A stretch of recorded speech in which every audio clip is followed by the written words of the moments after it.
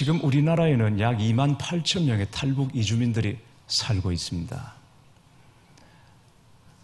자유를 찾아서 생명을 걸고 이 땅에 넘어온 사람들입니다. 통일운동가들은 2만 8천 명 탈북 이주민들을 먼저 온 통일이라고 말하고 있습니다. 언젠가는 남과 북이 통일이 될 텐데 그때 남쪽 사람과 북쪽 사람이 서로 어울려서 어떻게 살 것인지 미리 가늠할 수 있는 바로미터가 바로 2만 8천 명 탈북 이주민들이라는 것입니다. 그런데 그들이 여기에 넘어와서 더 힘들게 살아가고 있습니다. 생지옥 같은 북한에서 여기를 넘어와서 자유를 찾아서 왔으면 더 잘 살아야 될 텐데 훨씬 더 힘들게 이 남한 땅에서 살아가고 있다는 것입니다.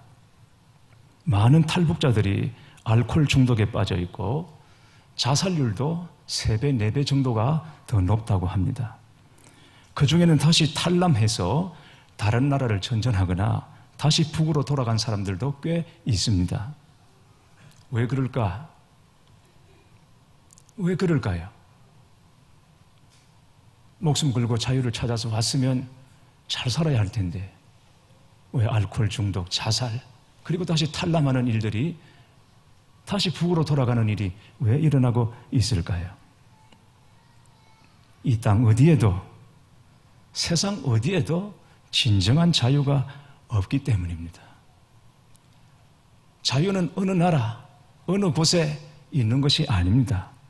자유는 오직 예수님 안에 있습니다. 진리를 알지니 진리가 너희를 자유롭게 하리라. 주님 말씀하셨습니다. 진리이신 예수님 안에서만 온전한 자유를 찾고 누릴 수 있는 것입니다. 예수 믿으면 자유하고 예수 믿으면 행복합니다. 믿으시기를 축복합니다. 살아가면서 좋은 친구가 있다는 것은 인생의 큰 복입니다. 친구가 좋은 것은 어떤 조건이나 전제 없이 내 약함도 아픔도 다 받아줄 수 있기 때문입니다. 그러나 친구가 아무리 좋아도 내 문제에 대해서 궁극적으로 해결책을 줄 수는 없습니다. 예수님은 우리의 연약함을 동정하시면서도 우리의 근원적인 문제를 해결해 주실 수 있는 유일한 친구가 되십니다. 이 예수님과 늘 함께 동행하시는 여러분이 되시기를 축복합니다. 유대인들은 율법으로 하나님을 만나고 율법을 지킴으로 구원을 얻는다고 생각했습니다. 유대인들은 율법 지키는 것을 큰 자랑거리로 여겼습니다. 율법 없이 살 수 없습니다. 율법을 달달 외웁니다. 율법이라고 그러면 너무나 예민합니다. 그래서 하나님께서 10계명을 주셨는데 주신 계명을 그대로 받지 않고 그 율법에다가 자신들의 열심을 더 보탰습니다. 그래서 여러 가지 조항들을, 세부적인 조항들을 만든 것입니다. 안식일을 지키라는 율법 조항이 있죠. 하나님께서 10계명에 주신 내용입니다. 그러면 안식일을 거룩하게 지키면 됩니다. 온 마음을 다하여 지키면 되는 것입니다. 그런데 유대인들은 그 율법에 자기들의 열심을 더 보탰습니다. 그래야 잘 지키는 것으로 생각했기 때문입니다. 안식일에 일하는 것을 하나님이 금하고 계십니다. 그건 사람을 위한 것입니다. 그런데 때로는 안식일에 옷을 입다 보면 옷이 터져지는 경우가 생기지 않겠습니까? 그러면 그 옷을 키워서 입어야 되겠죠. 이 사람들은 거기다가 자신들의 법을 보탠 것입니다. 열심을 보탠 것입니다. 바느질을 몇 단까지 해야 되느냐, 몇 단까지 하면 일이 안 되고 몇 단을 넘어서면 그 바느질도 일이라 그렇게 여기는 것입니다. 책을 읽을 때 몇 장까지 넘기면 이건 노동이고, 그리고 몇 장을 넘어서게 되면 몇 장 이하면 노동이 아니다, 이런 식으로 정한다든지, 물건을 들 때도 이 무게가 어느 정도 이하는 들어도 괜찮지만은 그 이상을 들면 이것 역시 노동이고 일이라고 생각을 하는 것이죠. 어디를 가야 할 일이 생기게 되겠죠, 급하게. 근데 거리를 잽니다. 어느 정도 미만은 가도 되지만은 그 이상을 걸어가면 이건 노동이 되기 때문에 안 된다. 이런 식으로 율법의 조항들을 더 많이 붙인 것입니다. 그래서 하나님을 만났고 그들이 구원의 확신으로 살았는가? 아닙니다. 훨씬 더 피곤하고 훨씬 더 힘든 삶을 살았습니다. 하나님을 섬긴다는 것이 너무 괴롭습니다. 너무 힘들고 너무 무거운 것입니다. 율법은 가지고 있는 것으로, 아는 것으로만 되는 것이 아닙니다. 율법으로 구원을 받으려면 그 율법을 온전히 다 지켜야 구원을 받을 수 있습니다. 그런데 세상에 율법을 다 지킬 수 있는 사람은 아무도 없습니다. 그 율법을 받은 모세조차도 율법을 완전히 다 지킬 수가 없습니다. 그런데 율법의 효력은 완전히 지킬 때만 효력이 있는 것이거든요. 아는 것 가지고는 안 됩니다. 말하자면 운전을 하려고 하면 기본적인 교통법규를 알아야 합니다. 그래서 운전면허 시험을 칠 때는 필기시험을 치죠. 그 필기시험이라는 게 다른 게 아닙니다. 간단한 교통법규를 외우는 것입니다. 그래서 숙지하는 겁니다. 그래서 그 법에 따라서 운전을 하는 거죠. 필기시험 치면 몇 점을 받아야 합격이죠? 제가 하도 오래돼서 몇 점을 받아야 시험이 합격입니까? 네. 저는 96점을 받았기 때문에 이게 몇 점인지 잘 모르겠습니다. 몇 점을 받아야 되는지 여기에 대해서 제가 잘 모르겠습니다. 몇 점이요? 70점요? 떨어진 사람이 있습니까? 70점이든 96점이든 어쨌든 통과를 해야 핸들을 잡을 수가 있거든요. 그건 그만큼 교통법규에 대해서 알았다는 것입니다. 근데 운전을 하다 보면 신호를 어길 때도 있고 또 과속을 할 때도 있고 말하자면 범법을 저지를 때가 있습니다. 그러면 거기에 대해서 달게 우리가 대가를 치러야 되죠. 벌금을 내든지. 그런데 법을 모르는 건 아닙니다. 신호 지켜야 하고 과속하지 말아야 되고 뭐 여러 가지 사항을 준수해야 된다는 걸 모르는 건 아닙니다. 알고 있지만 알고 있는 것 가지고 그 범법한 사실이 무마되지는 않는다는 것입니다. 아는 거하고 지키는 건 다른 것입니다. 율법이 그렇습니다. 내가 율법을 알고 있다고 그 율법이 나를 자유롭게 한다든지 그 율법이 나를 구원한다든지 그런 것은 아닙니다. 율법은 그 율법을 온전히 다 지켰을 때 비로소 효력이 있는데 이 세상 어느 누구도 그 율법을 온전히 지킨 사람이 없다는 것이죠. 그러면 율법은 무익한 것이냐? 그건 아닙니다. 오히려 율법은 분명한 역할이 있고 율법의 유익과 율법의 선기능이 있습니다. 그럼 뭡니까? 하나님 앞에서 내가 누구인지를 깨닫게 하는 것입니다. 우리가 다 썩 괜찮은 사람 같아도 하나님 앞에 서면 다 죄인입니다. 거기서 거기입니다. 다 죄인이고 결국은 우리 육신 가지고 살면 죽을 수밖에 없고 멸망당할 수밖에 없는 그런 죄인들입니다. 율법이 우리를 말해주는 것입니다. 하나님 앞에서 어떤 사람인지. 마치 거울과 같죠. 거울 앞에 내가 서기 전에는 지금 내 모습이 어떤지 모릅니다. 거울 앞에 서보면 내 머리 모양도 얼굴 표정도 온 몸모습도 다 알 거죠. 오늘 아침에 교회 나오실 때 대부분의 성도들은 거울 한 번을 보고 나오셨을 것입니다. 옷을 입고 제대로 됐는지 머리가 제대로 빗겨졌는지 다 보고 나오셨어요. 거울을 봐야 내 모습을 아는 것처럼 율법을 봄으로 비로소 내가 어떤 사람인지 하나님 앞에 어떤 사람인지 알게 되는 것입니다. 아, 내가 죄인이구나. 이 죄 가지고 내가 멸망당했구나 하는 것을 알게 된다는 것이죠. 율법이 아니고는 알 수 없습니다. 다윗이 바세바를 보냈습니다. 그걸로 그친 것이 아니라 바세바의 남편 우리아까지 최고 치열한 격전지로 보내서 그냥 죽음으로 몰아넣었죠. 왜? 자기 알리바이를 만들기 위해서.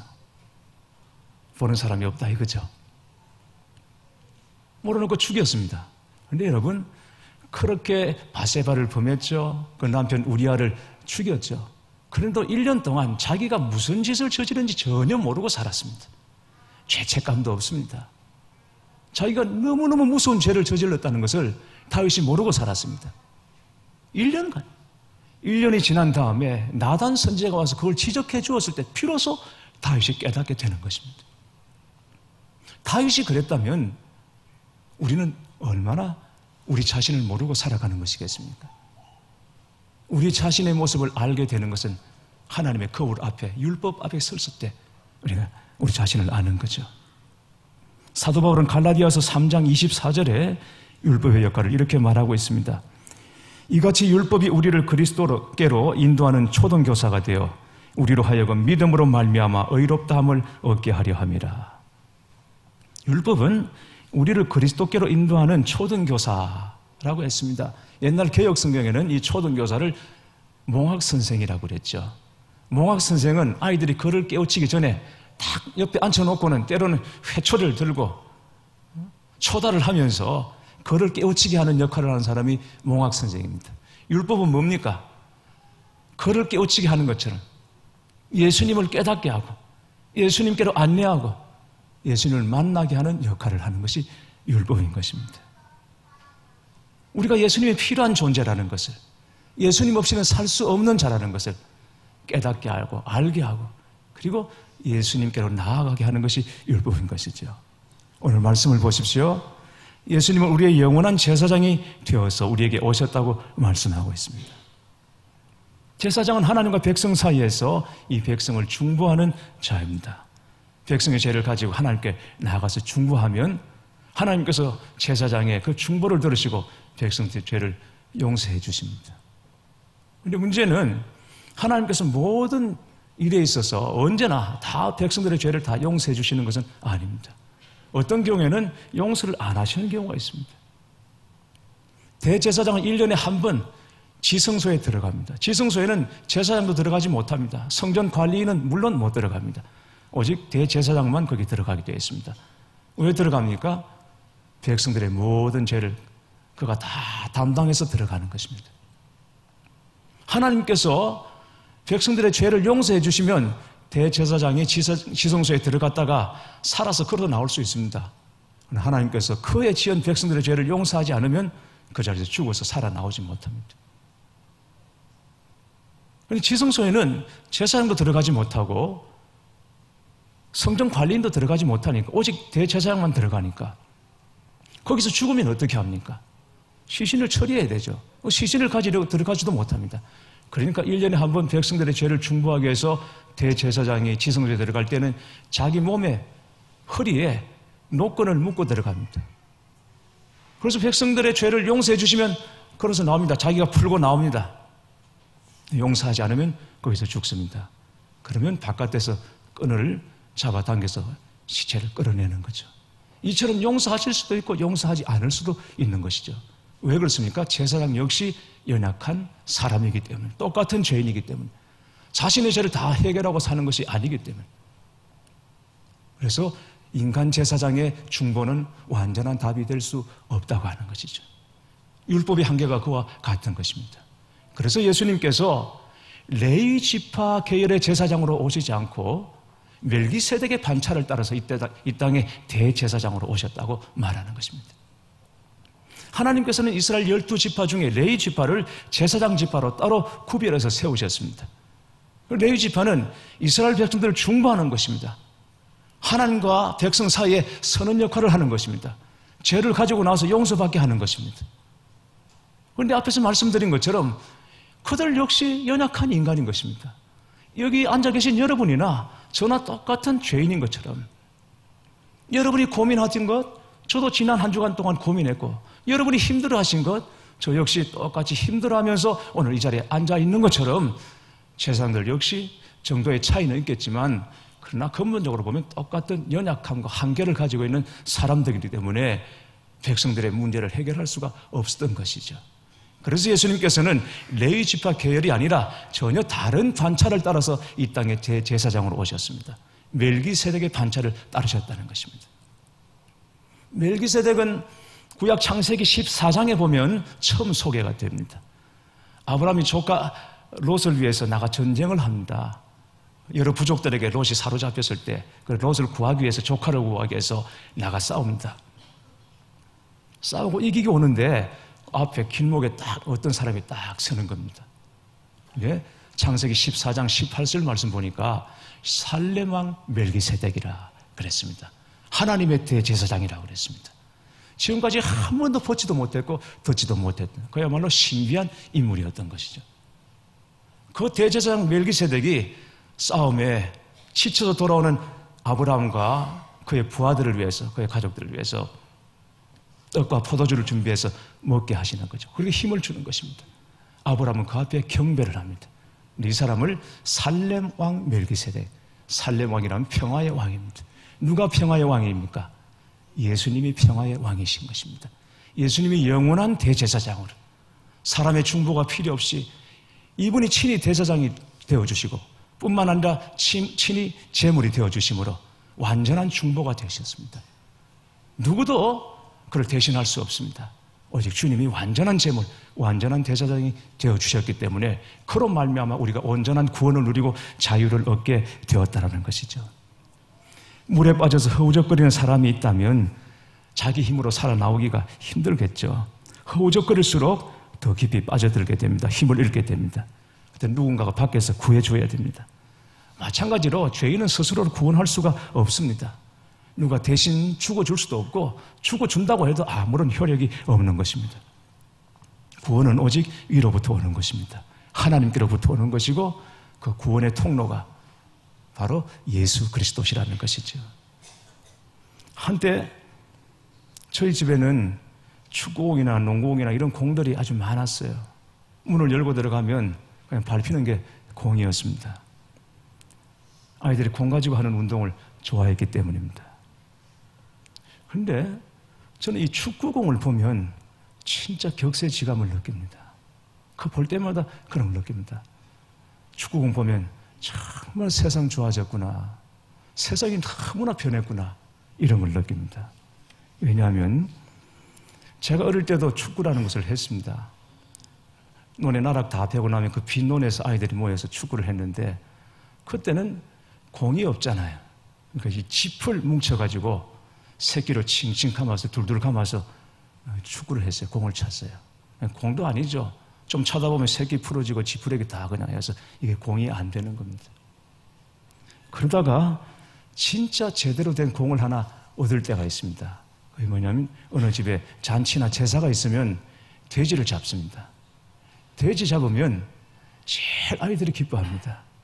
돼지고기를 먹을 수 있는 것도 기쁜 일이지만 그보다는 이 돼지 오줌보로 공을 만들면 정말 좋은 공이 됩니다. 그래서 돼지 잡은 어른들이 아이들을 위해서 오줌보를 따로 떼어서 던져줍니다. 그럼 저희 동네에 대마를 키웠거든요. 대마의 껍질을 벗기면 대롱이 나옵니다. 스트로처럼. 그거 가지고 이제 바람을 불어넣어서 실로 꽁꽁 묶으면 공처럼 됩니다. 가볍죠. 잘 튀죠. 그만한 게 정말 없습니다. 최고입니다. 문제는 이게 이제 실로 아무리 꽁꽁 묶어도 바람이 잘 빠지는 거예요. 몇 번 차다 보면 바람이 빠지고 더구나 어디 뾰족한 데 걸리면 그냥 터져버립니다. 그러니까 더 이상 못하는 거죠. 그럼 다시 이제 짚을 뭉쳐가지고 새끼로 이제 또 돌돌 말기 시작하는 거죠. 그러다가 부산에 와서 처음 축구공을 봤습니다. 까만색, 하얀색, 팔각형 모양의 이게 무늬로 만들어진 축구공을 봤는데 너무 신기했습니다.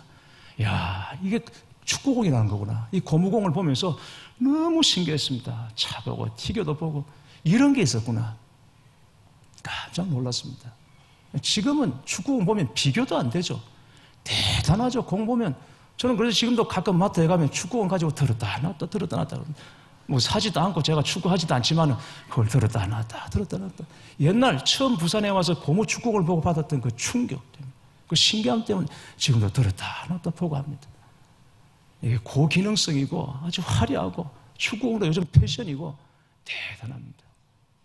그걸 보면서 진짜 격세지감이라는 걸 느끼는데 제가 이 말씀을 여러분에게 드리는 이유는 예수님과 율법의 관계가 이와 같기 때문인 것입니다. 오늘 예수님을 뭐라고 말씀하고 있습니까? 19절에 보면 더 좋은 소망이라고 그랬고 22절에 보면 더 좋은 언약의 보증이라고 말했습니다. 더 좋은 것이 없습니다. 이제는 우리가 아주 좋은 것이라고 뭐 여러 가지를 붙잡고 살았다 할지라도 예수님에 비하면 아무것도 아닌 것입니다.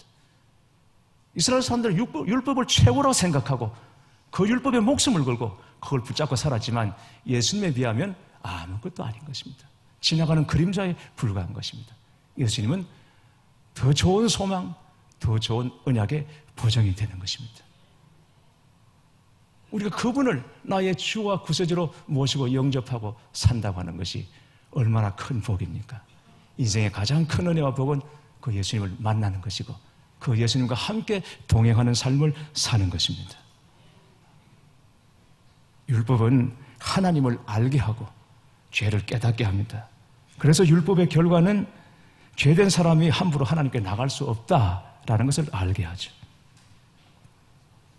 무엇보다 율법이 해결할 수 없는 것이 죽음입니다. 하나님 나라 백성으로 우리가 반드시 넘어가야 할 산이 하나 있는데 그것은 죽음입니다. 죽음은 죄 가운데 있는 모든 육신을 지배합니다. 아무도 이길 수 없는 절대 강자가 죽음입니다. 율법은 이 죽음보다 약했습니다. 율법으로 죽음을 해결할 수가 없었던 것입니다. 죽음을 이기는데 아무런 도움이 되지 못했습니다. 그런데 예수님께서 십자가에서 죽으시고 부활하셨습니다. 죽음을 이기셨습니다. 그 이기신 승리를 믿는 자들에게 부어주시는 것입니다. 나누어 주시는 것입니다. 그래서 우리가 죽음이 가득한 세상 가운데 살면서도 그 세상에 우리가 함몰되지 않고 소망 가운데 살아갈 수 있는 이유가 바로 부활하신 주님이 우리 안에 계시기 때문인 것입니다. 여기에 우리의 소망이 있는 것입니다. 죽음보다 더 큰 문제가 없죠. 예수님이 다 이기셨습니다. 더 좋은 소망, 더 좋은 언약의 보장이 되신 것입니다. 이 소망을 가지고 이 언약을 붙잡고 살아가시는 여러분들 되시기를 바랍니다. 어떤 청년이 사고를 당해서 이 두 눈 안구를 다 잃게 됐습니다. 수술할 때 의사가 말했습니다. 내가 최선을 다하겠지만 다시 볼 수는 없을 겁니다. 청년이 소리 질렀어요. 장님으로 살기보다는 차라리 죽겠어요. 생명은 소중한 겁니다. 이 어려움을 극복해야지. 그리고는 강제로 마취를 하고 수술을 했습니다. 수술 후에 며칠 지난 다음 의사가 붕대를 풀면서 말했습니다. 축하합니다. 분명히 실명은 했지만 청년을 위해서 안구를 기증해 준 분이 있어서 눈 하나를 볼 수 있을 겁니다. 그랬더니 또 소리를 질렀습니다. 애꾸 눈으로 살 바야 차라리 죽는 게 낫지. 의사가 야단쳤습니다. 그러면서 나머지 붕대를 풀어주었습니다.